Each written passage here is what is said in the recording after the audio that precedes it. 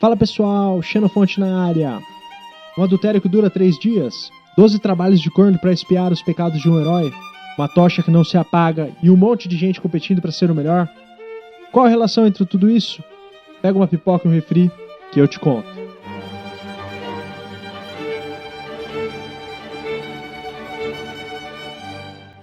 Bom pessoal, esse vídeo é a parte 2 dessa história, e portanto se você ainda não viu a parte 1, clica no card aqui em cima para assistir e entender o início do que conto.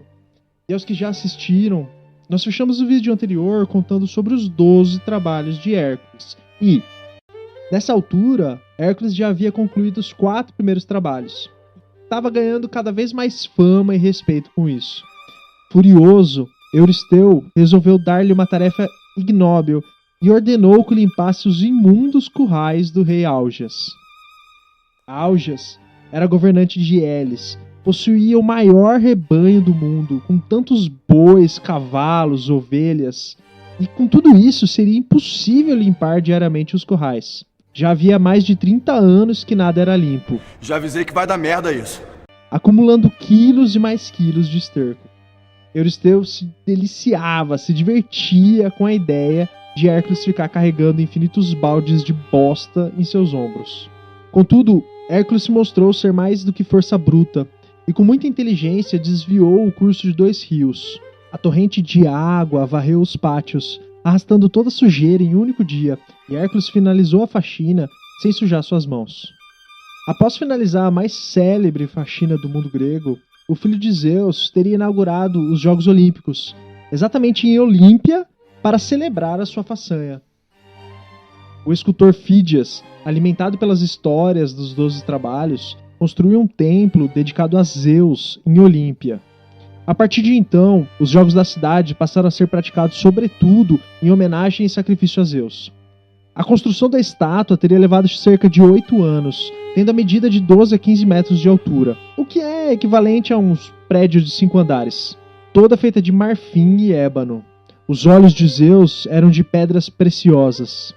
Fídias esculpiu Zeus sentado num trono. Com a mão direita levava a estátua da deusa da vitória, e na esquerda, uma esfera sob a qual se debruçava uma águia. O primeiro registro desses jogos é de 776 a.C. As práticas esportivas eram compreendidas não como mero lazer ou preparação para a guerra, mas como celebração religiosa dedicada ao templo de Zeus, e estritamente ligada ao culto pagão dos deuses e dos heróis. Entre os esportes praticados nas Olimpíadas estavam o pugilato, prática muito próxima ao boxe moderno, porém com algumas regras bem distintas e bem mais sangrento. Também tinha o pentatlo, que incluía corridas, lutas, arremesso de discos, saltos e arremesso de dardos. Havia também as corridas de bigas, que eram disputadas no hipódromo, e por fim, o sangrento pancrácio, que misturava o pugilato com a luta livre, hoje conhecido como a luta greco-romana. Na maioria das vezes, as lutas do pancrácio resultavam no óbito de um dos oponentes. Tamanha era a violência empregada nos golpes.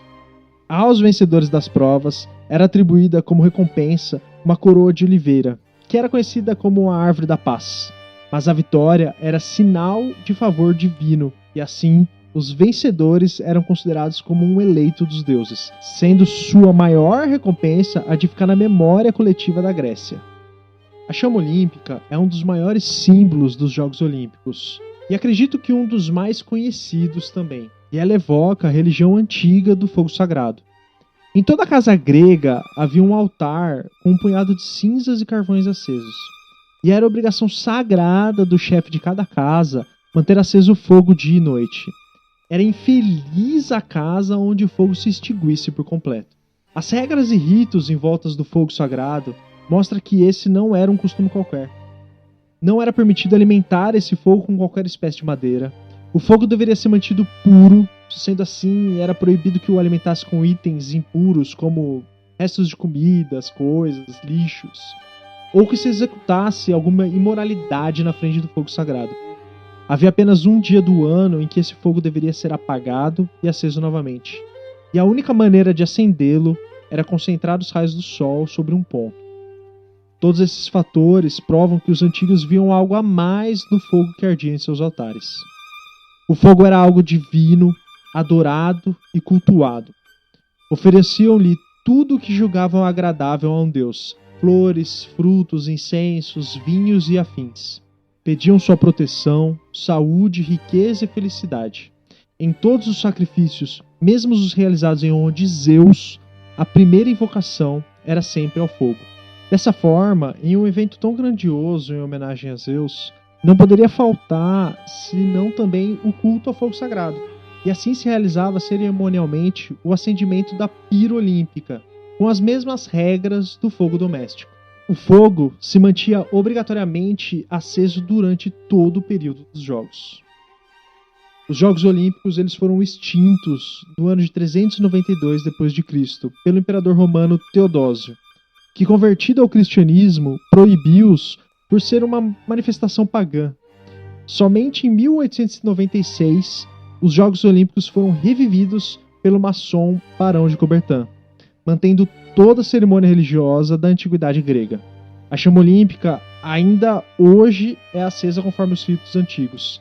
Na cerimônia para acender o fogo olímpico, 11 mulheres em um templo em Olímpia, vestidas como sacerdotisas, separam uma pequena quantidade de grama seca sobre um instrumento chamado escáfia. O formato côncavo do instrumento concentra os raios solares em um único ponto, provocando uma combustão, exatamente igual ao que era feito nas casas antigamente. Uma vez acesa, a chama é passada para a tocha olímpica, que segue em revezamento até o local de abertura dos jogos. No entanto, não é somente a tocha que é acesa nessa cerimônia. O fogo também é transferido por uma espécie de lampião que tem combustível para durar 15 horas.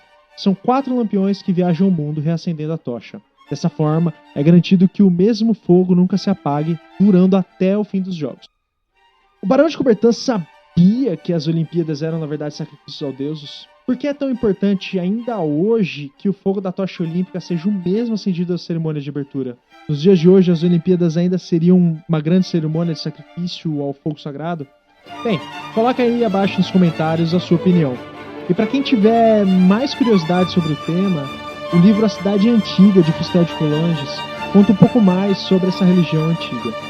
As indicações podem ser encontradas na descrição do vídeo. É isso aí, pessoal. Não se esqueça de curtir esse vídeo, de se inscrever no canal e nos vemos no próximo vídeo com mais histórias como essa.